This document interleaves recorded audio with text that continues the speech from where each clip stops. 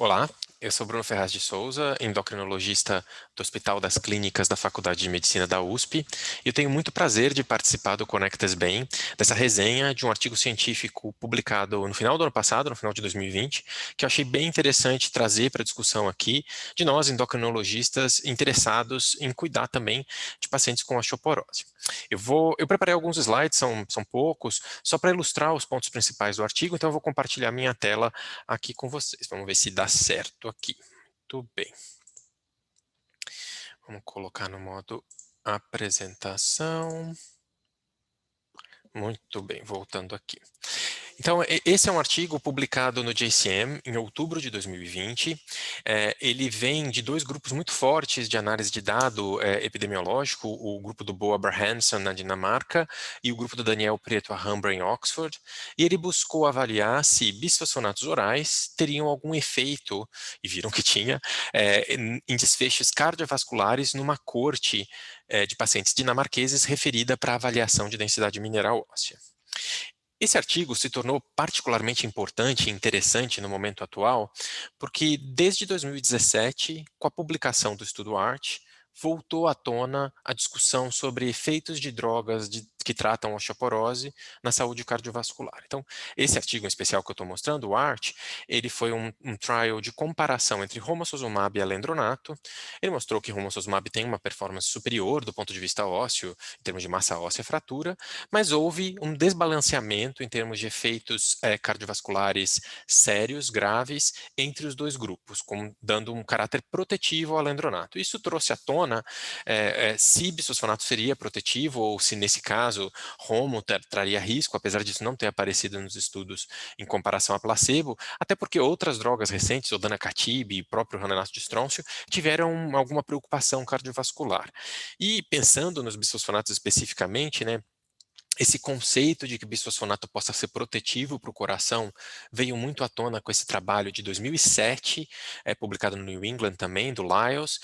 Foi aquele estudo do efeito de zoledrônico em prevenir refratura, então prevenção secundária de fratura com zoledrônico, no qual pessoas que já tinham sofrido uma fratura de fêmur receberam tratamento com zoledrônico, e além dos efeitos benéficos em prevenção de fratura, foi observado menor mortalidade nas pessoas que receberam zoledrônico, que é o que a gente está vendo aqui nesse gráfico, e um pouco dessa redução de mortalidade tinha a ver com mortalidade cardiovascular. Então, desde essa época, fica essa ideia de será que bisfosfonato é protetivo para o coração?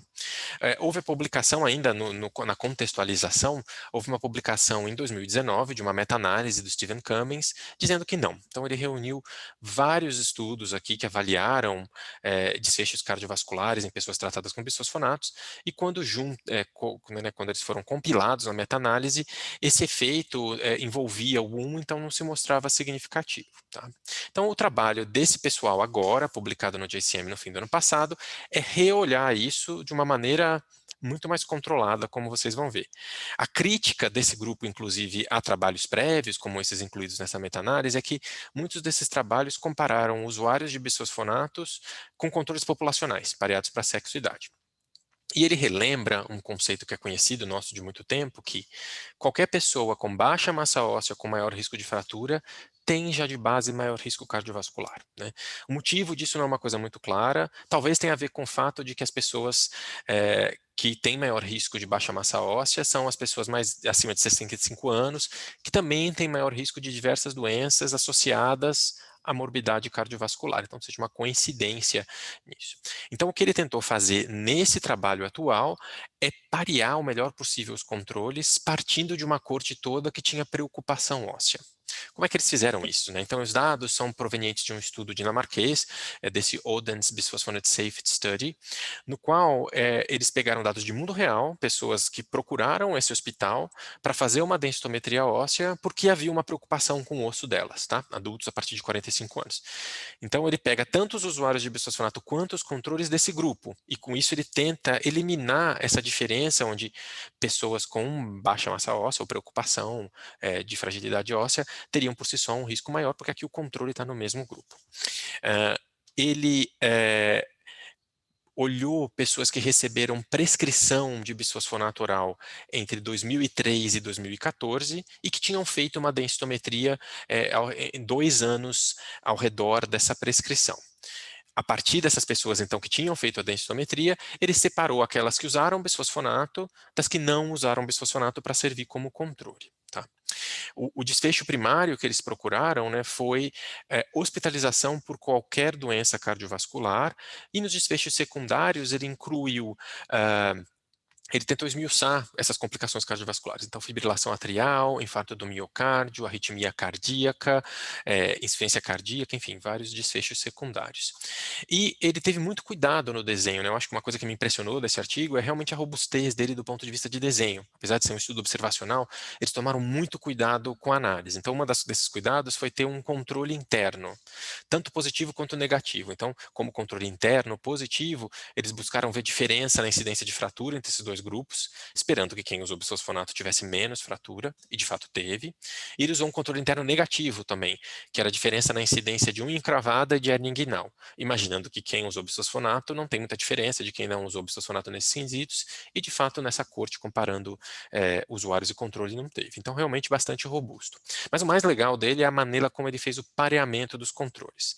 Então ele usou esse Propensity Score Matching, né, um score de pareamento, de propensão àquele desfecho, onde várias informações estavam disponíveis para o pareamento, como idade, sexo, IMC, um índice de comorbidade de Charleston, fraturas prévias, o número de medicações, a taxa de filtração glomerular e hospitalização prévia por doença cardiovascular. Então, isso realmente separa esse estudo dos prévios, porque aqui os controles estão extremamente bem pareados, né? Então, imagina que ele identificou um usuário de bisfosfonato, que era um homem de 71 anos, ele buscou nessa mesma corte de pessoas referidas para densitometria, que, portanto, tem o mesmo risco de base para fragilidade óssea, ele buscou um homem de 71 anos que tivesse características bem pareadas, que serviu de controle para esse indivíduo, numa proporção de 2 para 1. Então, quais foram os números que ele conseguiu angariar, né? Passando de uma base de dados de 71 mil pacientes, ele identificou 36 mil com densitometria e, após as exclusões, 27 mil que constituíram a corte completa do estudo. Desses 27 mil, 5.600 eram usuários de bisfosfonato e 22 mil quase eram não usuários. Tá? Mas o que eu vou focar aqui é esse grupo pareado pelo Propensity Score. E, de fato, ele foca os resultados principalmente nesse grupo. Então, aqui a gente tem absolutamente pareados, né? Usuários de bisfosfonato 2.500 e não usuários 4.500. É importante dizer que esses 2.500 usuários de bisfosfonato, 96% deles o bisfosfonato era alendronato. Tá? Então, apesar do estudo ser sobre bisfosfonato oral, na real esse é um estudo sobre alendronato e os efeitos do alendronato, porque a grande maioria das pessoas usou alendronato. Esse foi o resultado principal do estudo. Então, a gente está vendo aqui primeiro pela intenção de tratamento e depois num outro tratamento que ele fez excluindo pessoas que tinham menor adesão. Vejam que, né, o tempo de segmento foi alguma coisa ao redor de 1 ano e meio, 1,8 para cada indivíduo, variando aí até 3 ou 4 anos, mas que isso dava um número bastante significativo de eventos e de pessoas em risco. E fica clara aqui a distinção. Usuários de bisfosfonato tinham uma incidência do evento cardiovascular em 73 para 1.000 pessoas em risco por pessoas ano em risco, versus 104 nos controles, com uma proteção aqui, né, de 0,7. E isso fica claro também no gráfico visualmente, separando bem a curva de usuários de bisfosfonato com menor risco relativo cumulativo de evento cardiovascular em relação aos não usuários. Tá? Quando ele tenta desmembrar isso nos desfechos secundários, né, nos tipos de eventos cardiovasculares, para muitos deles isso se mantém. Então vamos focar nessa última coluna aqui, que são os usuários de bisfosfonato pareados pelo Propensity Score e com várias variáveis, possíveis variáveis de confusão eliminadas em tratamentos posteriores, a gente vê uma redução de risco de 33% de qualquer evento cardiovascular, que se mostrou significativa para fibrilação atrial, arritmia cardíaca, insuficiência cardíaca, AVC, AVC isquêmico, enfim, várias coisas se mostraram significativas, mostrando que o dado era bastante robusto. O que eu acho, né, então, por que eu acho esse artigo interessante? Eu acho que ele tem um achado muito forte de que alendronato se associou nessa corte a uma redução de 33% do risco de eventos cardiovasculares, né? Eu acho, para mim, o ponto forte desse estudo é a robustez do desenho. Ele é bem diferente de tudo que existia antes. Apesar de ser observacional, que é o ponto fraco, ele teve esses controles pareados, teve uma população com risco de base semelhante, então todo mundo tinha um risco de baixa massa óssea semelhante, porque foi referido referido para a DEXA, é um estudo de mundo real, não é um estudo randomizado controlado, com as coisas boas e ruins de randomizado controlado, né? Teve esses controles internos, teve múltiplas análises de confundidores, eu nem mostrei, teve muita subanálise aqui, e todas confirmando o achado principal. Ele tem como limitação, obviamente, ser um estudo observacional, não ter dados de alguns fatores de risco cardiovascular, como tabagismo, por exemplo, mas de resto bastante robusto.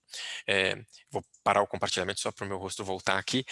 Eu acho, então, que isso vai ter um impacto muito grande, né? Pode ter um impacto muito grande na nossa atuação. Ele comenta que esse achado tem que ser verificado em outros estudos, talvez em estudos randomizados controlados dirigidos para isso. Ele também comenta de por que isso aconteceria, né? Um mecanismo aqui não está muito claro. A gente pode pensar, uma teoria que ele aventa, é que os bisfosfonatos nitrogenados, como o alendronato é parte dessa classe, eles inibem a via do mevallonato, que é a mesma via que as estatinas agem, então talvez uma ação nessa via tenha um papel importante na aterosclerose. Ele comenta também sobre concentrações de alendronato em células T, na célula T da placa, e o potencial efeito disso. Então, acho que ainda falta ter uma explicação mecanística e ainda falta confirmar isso em outros estudos, mas tem um potencial muito grande de interferir na nossa prática, pensando em toda a evidência que a gente tem de segurança e eficácia de alendronato para osteoporose, no custo, que é baixíssimo, e nesse potencial efeito benéfico de proteção cardiovascular. Então, vamos ficar ligado aí no que vai surgir nessa área nos próximos anos. Eu acho que essa é uma área quente de osteoporose com relevância para a saúde geral. Eu espero que vocês achem proveitoso, foi um prazer estar aqui com vocês, e eu me despeço até a nossa próxima oportunidade juntos. Tchau, tchau.